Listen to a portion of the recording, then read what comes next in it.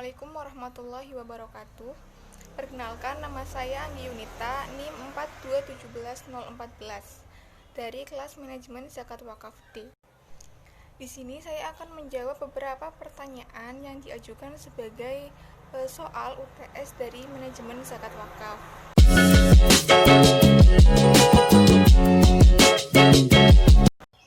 Untuk pertanyaan pertama yaitu siapa saja yang termasuk ke dalam 8 asnaf mustahik zakat dan bagaimana penjelasan 8 asnaf mustahik zakat di era kontemporer.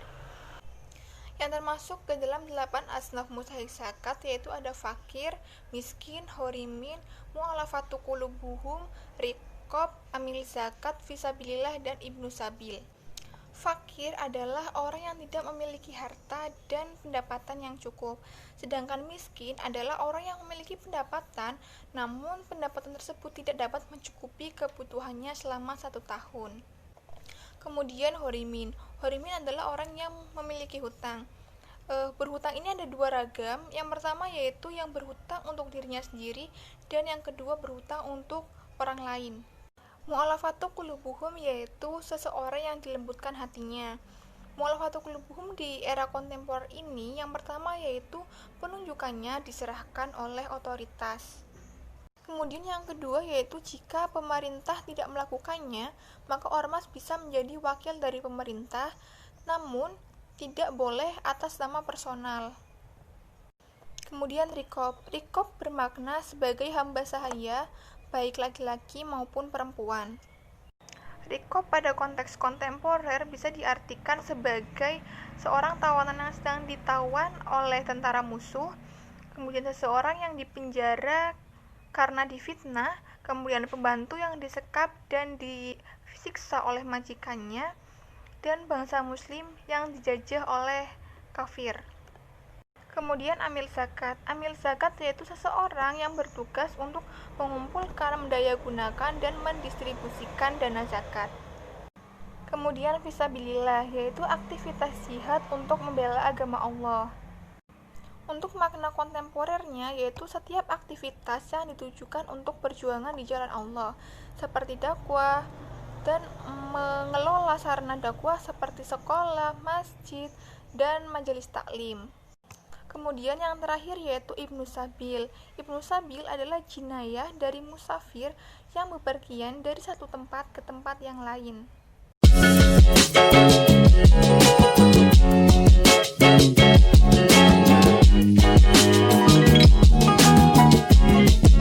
Pertanyaan nomor 2 yaitu tentang ayat yang berkaitan dengan perintah zakat, yaitu ada pada surat At-Taubah ayat 103 dan Quran surat Al-Baqarah ayat 43. Quran surat At-Taubah ayat 103.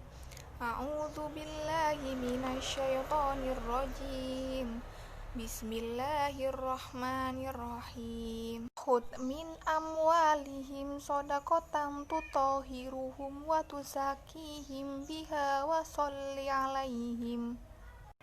Inna sholataka sakanul lahum wallahu sami'un alim. Quran surat Al-Baqarah ayat 43.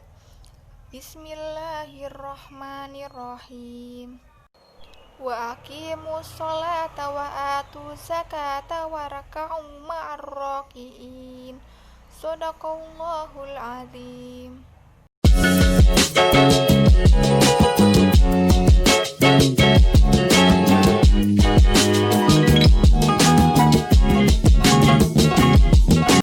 Pertanyaan yang ketiga yaitu apa yang dimaksud dengan zakat profesi dan zakat perusahaan, kemudian bagaimana dengan ketentuan nisab dan haulnya.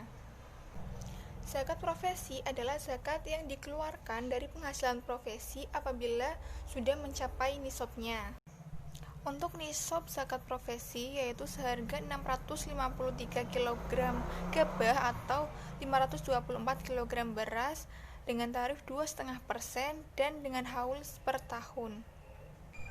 Sedangkan zakat perusahaan adalah zakat yang dikenakan atas perusahaan yang menjalankan usahanya. Kemudian untuk nisab zakat perusahaan yaitu 85 gram emas atau 806.000 per gram dengan tarif 2,5% dan dengan haul per tahun.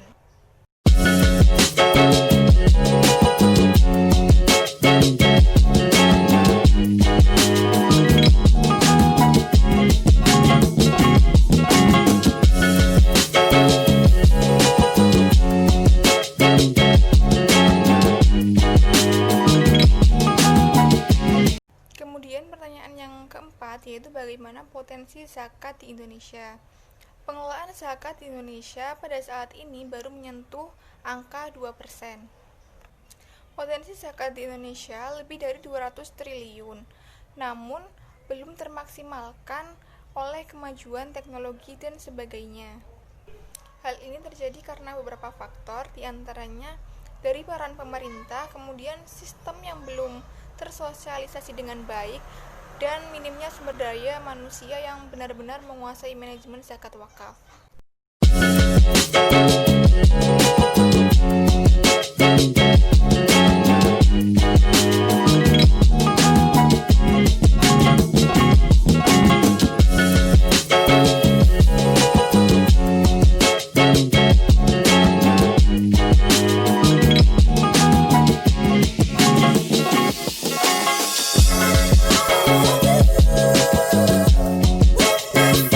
Kemudian untuk pertanyaan yang nomor 5 yaitu inovasi teknologi dalam proses penghimpunan, pendistribusian, dan pendayagunaan zakat di masa pandemi.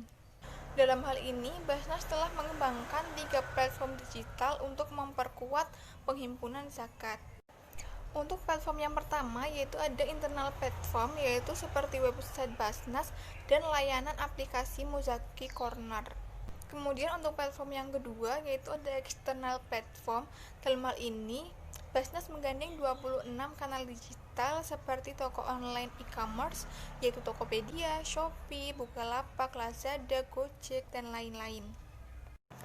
Kemudian untuk platform yang ketiga yaitu media sosial platform dengan memfasilitasi donasi melalui media sosial yang bernama OI Indonesia dan lain.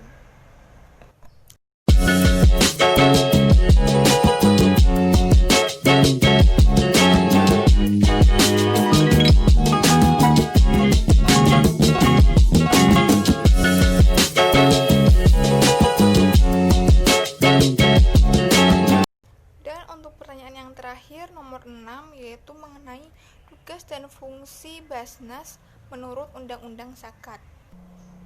Kedudukan, fungsi, dan tugas Basnas yaitu terdapat pada pasal 2. Ayat yang pertama yaitu pemerintah membentuk Basnas untuk melaksanakan pengelolaan zakat.